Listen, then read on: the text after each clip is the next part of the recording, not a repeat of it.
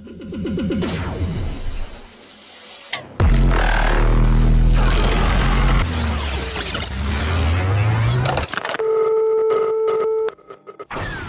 me, the bigger the red of the book, it has a lot more pizzazz, therefore it could have the potential and the willpower and the OP-ness to take down the BJK 2-0. But I really hope that I really want a solid best of 3 between these two Turkish titans that are currently stomping the group stages right now.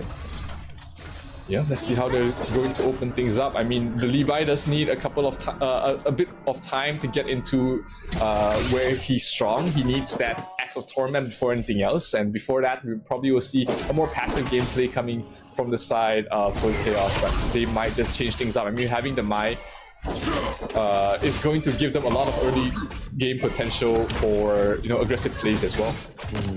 Absolutely. I mean, we're seeing a little bit of difference in the meta rotations early game.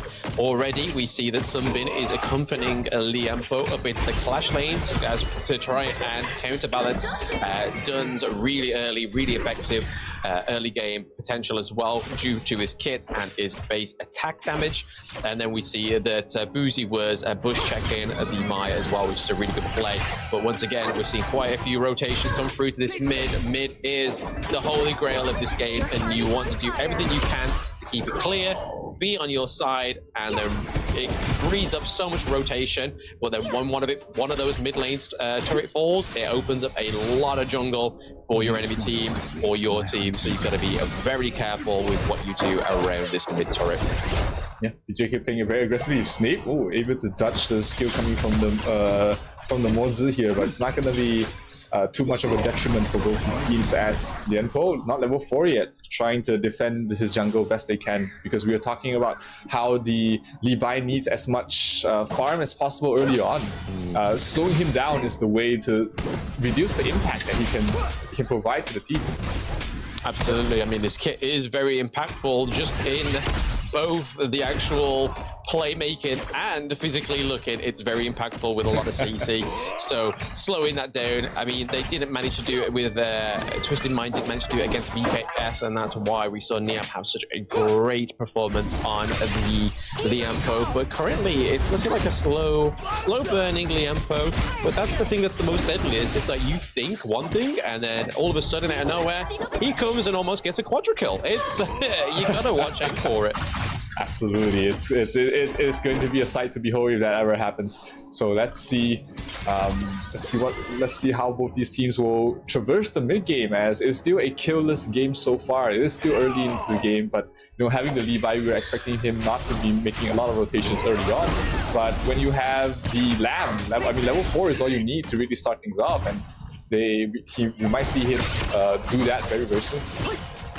Yeah, I mean, the thing is, what we can see a bit of a difference here between FUT's team comp around this Horn Jong right now is that they don't have the Jong Fei that can really push the enemy team away from this champion. The only real kit they have in that respect is the Liampo, and he's on the other side of the map currently. So I feel like this Horn Jong is not actually going to activate until these team fights come through. Once again, here we go. Muzi locking down the Horn Jong, and first blood goes to BJK on the Attic, showing why he deserved that MVP in the first game yesterday. Absolutely, having this jungle hero that can just jump towards the backline very easily and knock him out of position, that's the perfect counter to the Huang Zhong, which surprised me that FUT Chaos still decided to go for a Huang Zhong after seeing the Lamb. That's not a good matchup for you, and that quick showing of the kill on towards Huang Zhong is going to be an omen for things to come if they're not protecting him well. Absolutely, yeah. I mean, they had the option of like a consort Yhoo as well, but a potential trouble here for Atix as Void comes through, pounces with the CC immunity onto Atix, getting a kill for FUT Esports, but is quickly met by Rektor's absolute amazing magic damage onto the Diochan there. But it does leave a lot to desire there, because FUT Esports was able to pick up the first Tyrant of the match, giving the likes of the Levi and Mai a lot of more damage increase for a temporary moment with that Tyrant buff. But looking very scarce there. Libai has to try and do something. He doesn't get out because Datang takes the kill. Rekna going up, setting up a brilliant double kill down in the farm lane for BJK. And they are going to continue pressuring to this tier 1 tower at the bottom lane. Because the tower plating will go down as soon as the creeps reach, and that's going to be BJK opening things up on the map. Meanwhile, on the other side, Lamb is going to be able to bring down the Overlord as well, so that's going to give them more and more map objectives again. Absolutely, so it's a little bit all over the place here. I mean, BJK having a solid, very good 3-4 minute match, and it's even transferring past that 4-minute mark now, going into the 5-minute on the way to that 10-minute mark, which we know we consider as the late game within Honor of Kings because of how fast-paced this game is. Currently showing that we have currently a turret down in the farm lane right now, but Rekna looking pretty low, but there's that Ochan been able to dash out there, do a lot of AoE damage and escape still unscathed and unkilled in that mid matchup there. However, Libai has decided to go and push the Clash Lane first tier turret and takes it, so it's a trade across the map in terms of turrets. Yeah, but the net worth does favor Besiktas Esports at the moment. Hwangzong does still need some time to get online, so does the Libai. That's why, you know, it's a surprise that they picked both of these heroes together when you have this much farm priority needed on 2 of these heroes. You're gonna need to have a lot of space creation to get both these heroes to a point where they can start winning the game for you. Yeah, Atix was offering a lot of intel there to his team, just sitting around by that red buff, seeing that all of FUT Esports were going rotating down to the farm lane just to stop that minion push. It looked fruitful for Atix for a moment. He was looking to go and push that, but he stayed patient. He found the intel that he needed, and he found the way out. But Datang pushing back these heroes here under the Clash Lane turret, taking a lot of damage there. Musi just missing out that long-range CC. Getting met by the Sunbin, and Huanwang has just activated that ultimate, but luckily for BJK, they've managed to get out of that range, that deadly range from that champion in the farm lane. Yeah, just towers so far. They haven't really been able to get any kills, but they've been managing to get these towers very easily. Oh, Ragnar dropping down very low. Snape almost nuking down, but the M4 able to stop him in his tracks. The crowd control coming huge into play there, because Ragnar would definitely hate being stunned in that sort of situation. So things are back to not really a stalemate, but you know, these fights haven't really been resulting in any of these teams getting kills. But the jungle will be taken here on the side of BJK. Atix will steal the red buff as they look to take the mid-tier 1 tower for their own.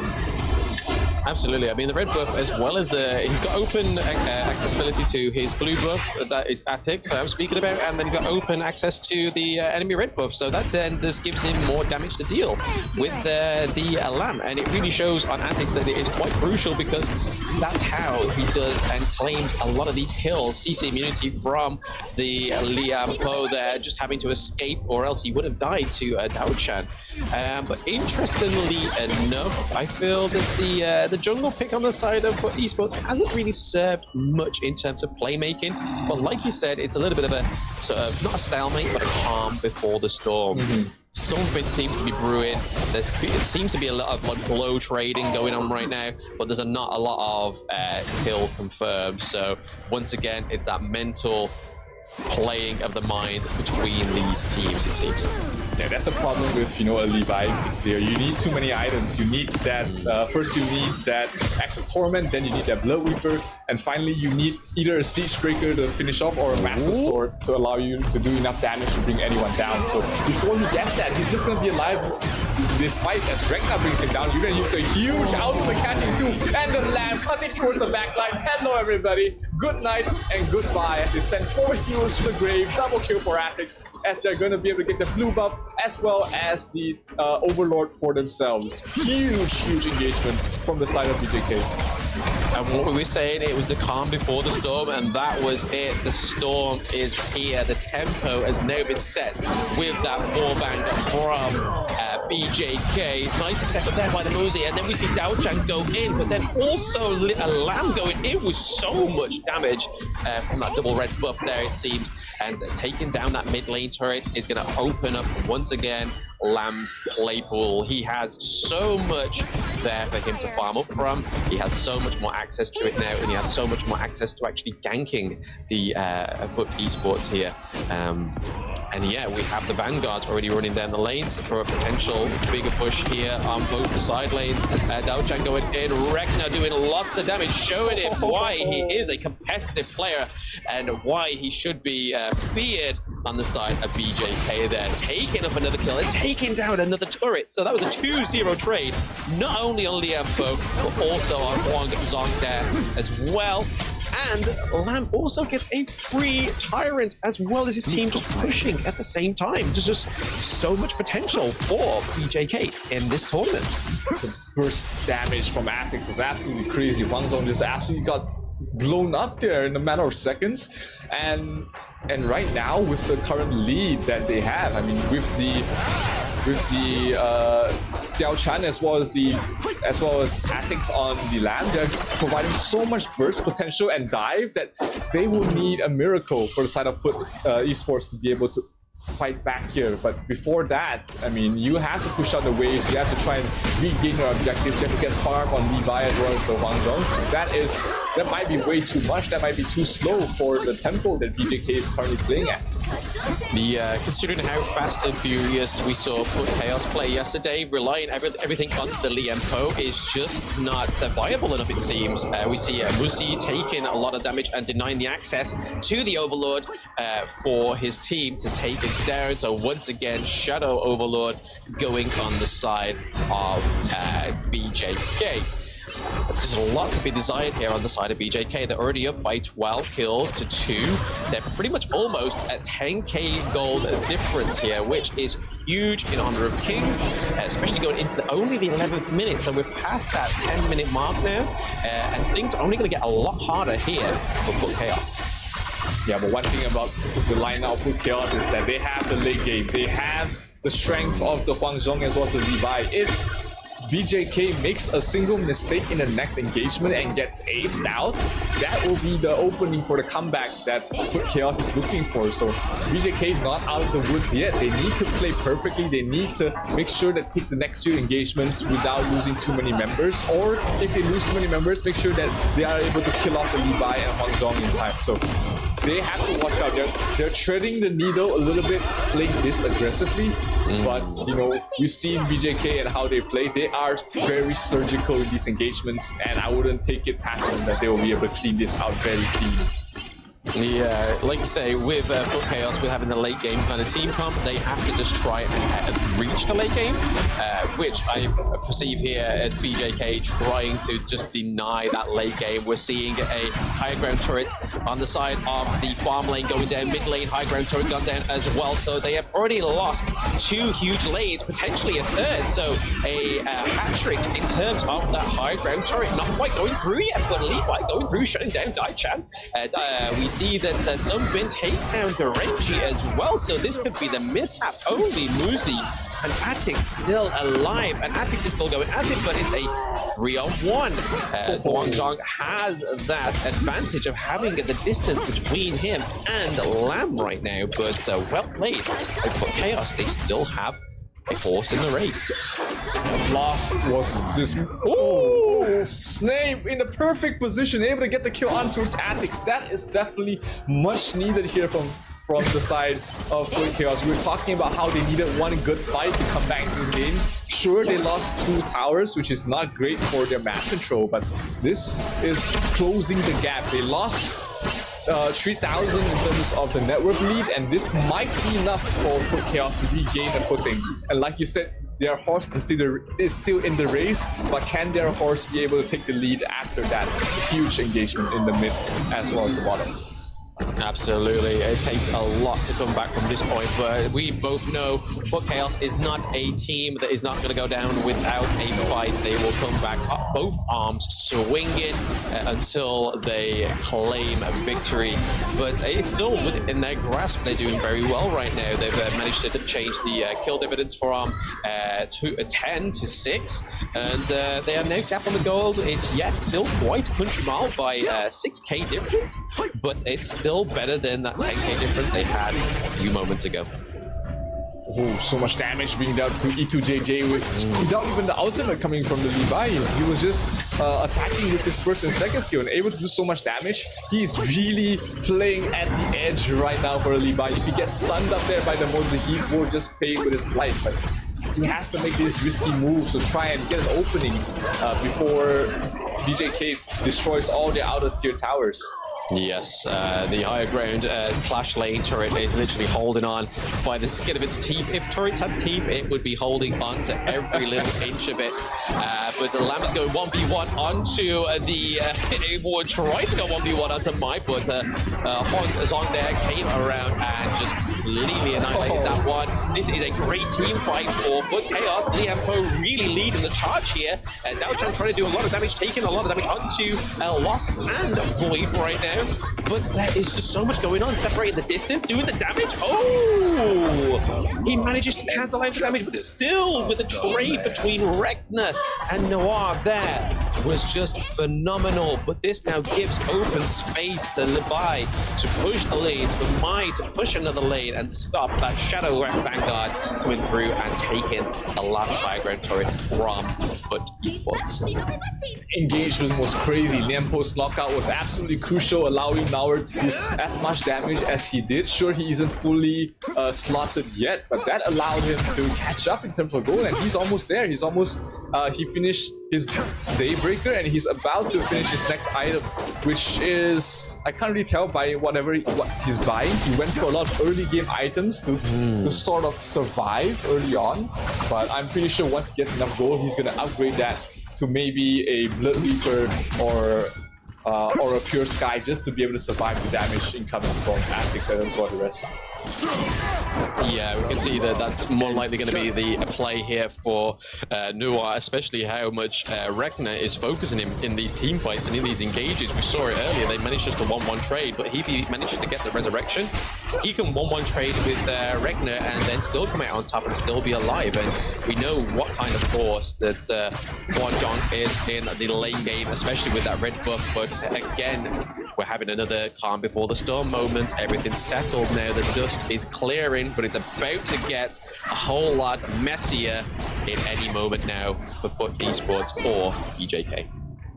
Yeah, these tier 3 towers going down is going to be a huge detriment to FUT Chaos. They have to constantly de-push the lanes and keep them out just in case that, you know, someone like a LAN comes from behind and steals the crystal. So always under pressure from the maps isn't the best place to be in.